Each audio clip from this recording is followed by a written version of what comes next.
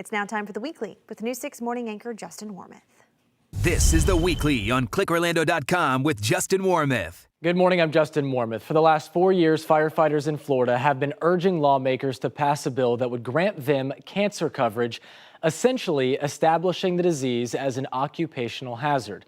Despite overwhelming bipartisan support this year, the bill once again looked all but dead. That's because House Speaker Jose Oliva blocked it, claiming the decision was best dealt with at the local level. But late this week, in a stunning reversal, Oliva allowed the bill to move forward. Now, before we show you highlights from Thursday's emotional hearing in Tallahassee, I want to take you back to an interview I did with 2 Central Florida firefighters last week when this bill was still being blocked. Jay, let's start with you. Tell us about your time serving the folks of Brevard County and when you learned you had cancer for the first time. Yes, Justin, thank you for having me here. I was a firefighter with Brevard County for 33 years. I retired in 2012. I was diagnosed with cancer in 2017. I had a small fleck on my tongue that my doctor noticed. He took that off, and then he put a scope down my throat and noticed I had growth on my vocal cord. So in September of 2017, I had one vocal cord removed. He tried to save the other one so I would be able to speak normally. But in January, the cancer came back. So in January of 2018, I had my throat, basically everything in my throat taken out. I will never speak again like unless I speak like this. I don't have a sense of smell. Right now I am cancer-free, so let's hope it continues to be that way. Jazz, I know that you have a similar story as far as you were diagnosed with cancer recently, but you are also cancer-free. Tell us about that. Yeah, in 2006, I was diagnosed with stage 3 melanoma. I went through a year of chemotherapy and interferon therapy. I withered away down to about 100 pounds. I went into cardiac arrest, which is dead, twice during my treatments. I had nurses basically have to sit at the end of my bed and say, you need to get out of bed. If you don't get out of bed, you will die. Get out of bed. And we would celebrate the small victories, like when I got out of the bed. And and then in 2013, I got diagnosed with cervical cancer. And my doctor, who'd been my doctor since I was 16, she was going through my chart. She's like, where did this come from? You've never had HPV before. You've never had any of those precursors that would give you cervical cancer. Right. And I go, my job. And that's why you guys are here today as well, to talk about your fight for coverage and talk about what this bill has in it, and ultimately your fight in its 4th year to get something passed with the Florida Legislature. So currently the bill as it stands, we would get some type of payout, a $25,000 payout that will help us with the bills, the costs.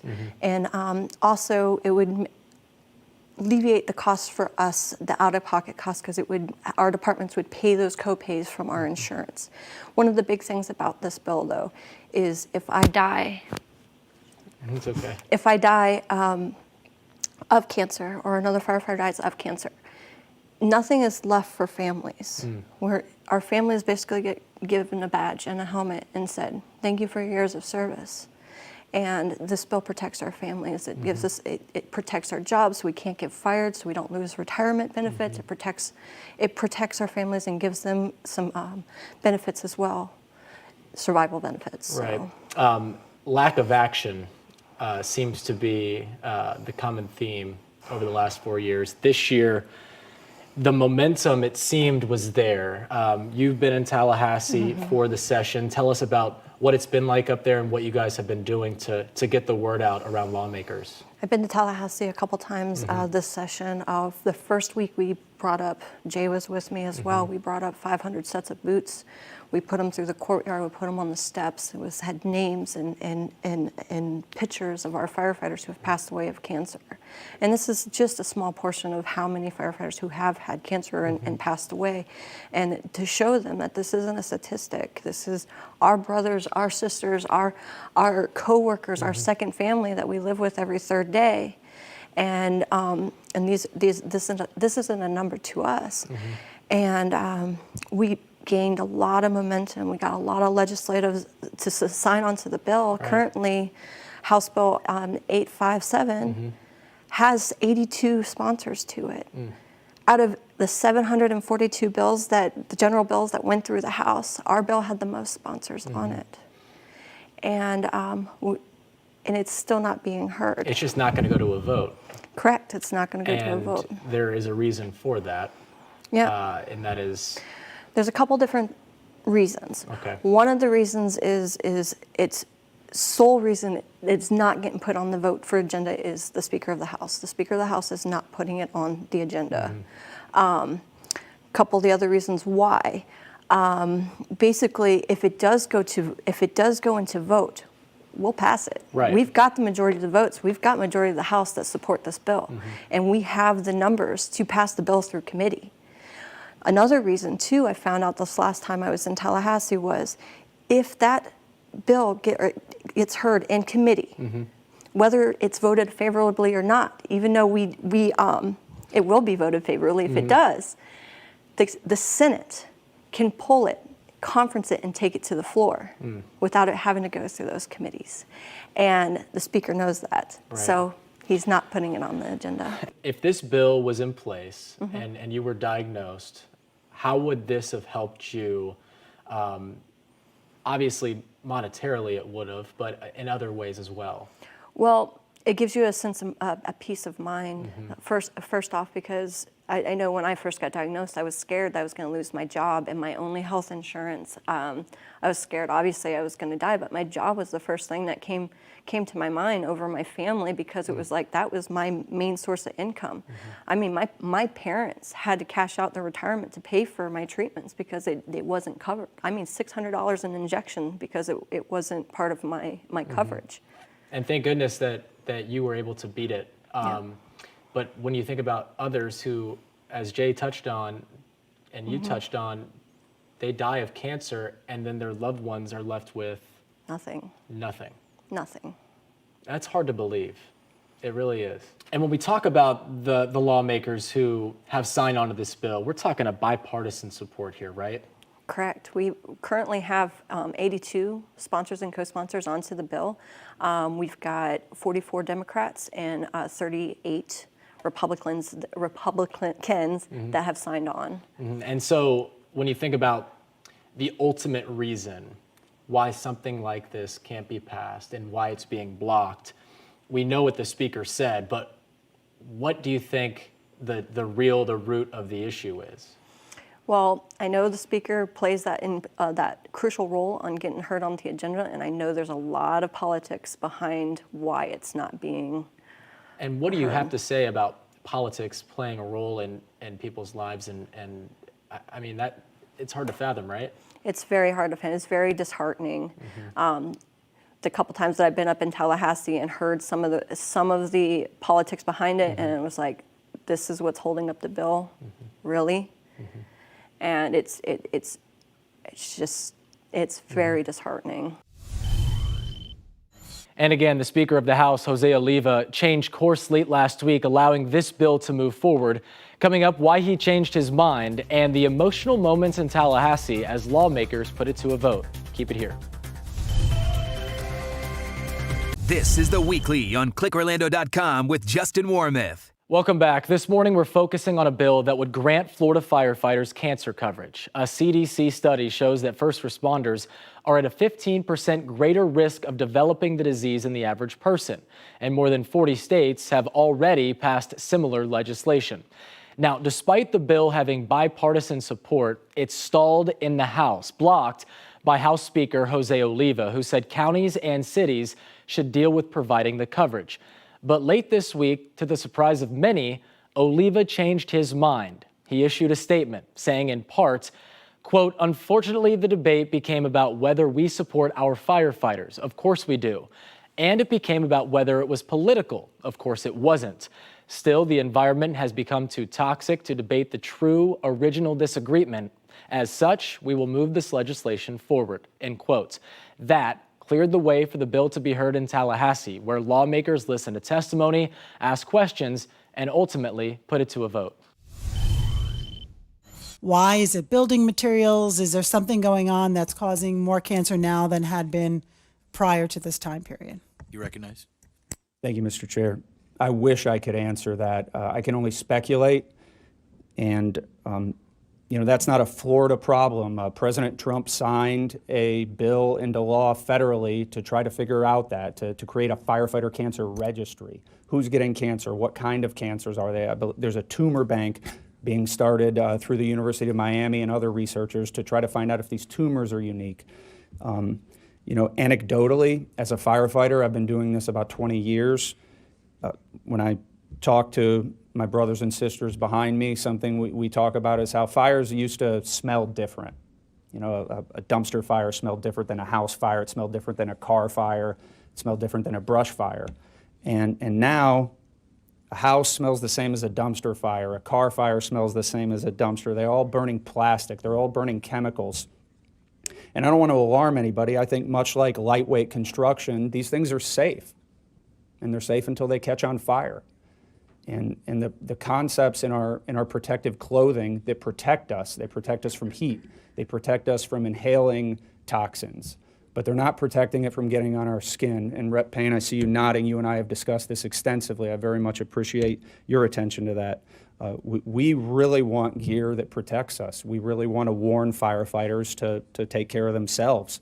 I think this is a multi-pronged approach. I think we have to do what's right. I think our employers have to do what's right. I think the gear manufacturers have to do what's right. So I think when somebody can answer that question, you're going to see a dramatic drop in this horrible firefighter cancer problem. There's a guy named Dwayne McKeever. Dwayne's not here today. He was here yesterday. But Dwayne's my hero. About 2 years ago, I had no idea what this issue was. I'll be honest with you. I was new on the job. And I'm in South Manatee eating chili at a fire station. Think it's cool. I'm there with a bunch of other firemen. And I have no idea. I'm just there to, almost like a photo op opportunity. I'm new on the job, and I get really excited about wearing the badge. And I'm sitting there talking, and next thing I know, Dwayne starts telling me about fighting cancer. This guy got 2 kids, age 14 and 12, little boy, little girl. And he's fought his 3rd round of cancer, and it was December 15th. I was there in November. It was December 15th. And he's going to go into Moffitt to go get colon cancer treatment. He had 12 inches of his colon removed. And he went back the other day, and things are good, but, they got a couple spots still that they're monitoring, but they're not growing, and they're too small to do surgery on. So here this guy is going to go to work and show up every single day knowing this stuff's inside of him, okay?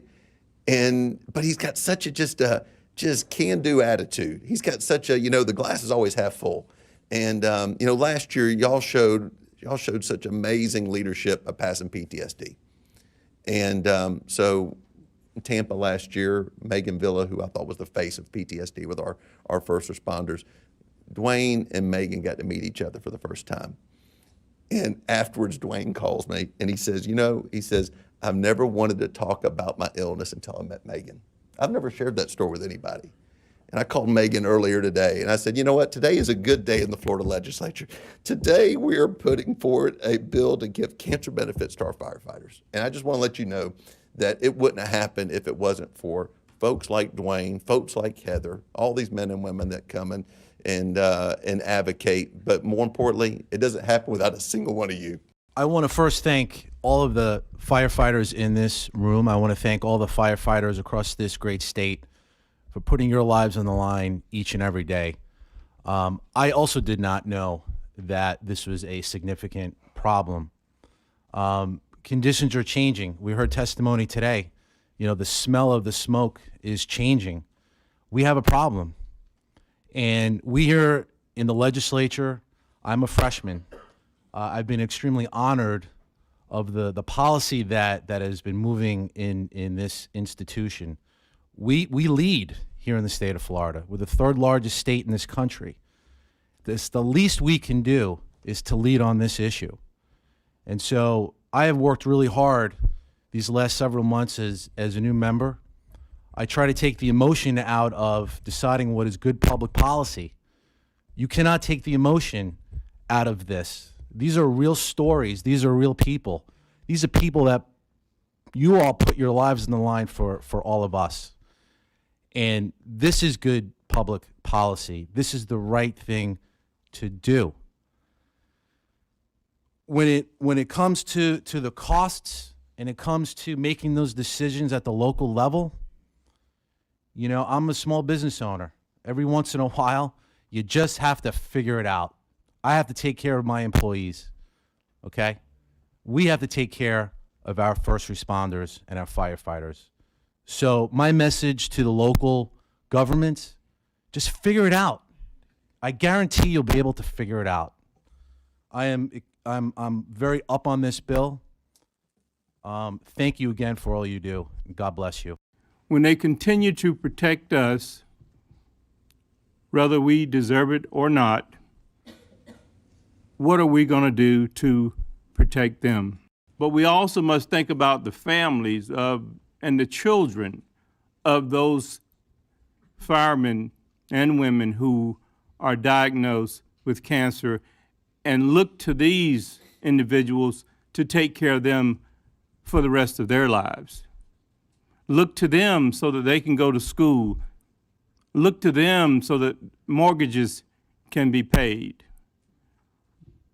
They, too, are thrown in a quandary with budgeting. So I think we have a responsibility and an obligation to the people who make us safe. My employees, I treat them like family. Our employees are family. And I believe that you are gauged as an employer, as a human being, by how we treat others, especially our employees, and if we treat them like family. So I think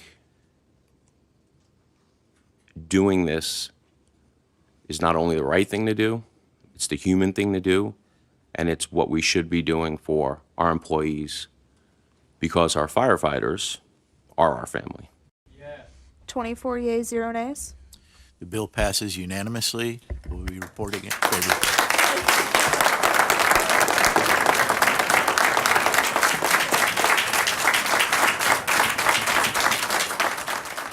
Now, the bill now heads to the House floor next week, where it's expected to pass overwhelmingly. And with just 3 weeks left in the legislative session, it should move swiftly to the governor's desk. We will keep you posted. I'm Justin Mormith. Have a great Sunday. Happy Easter.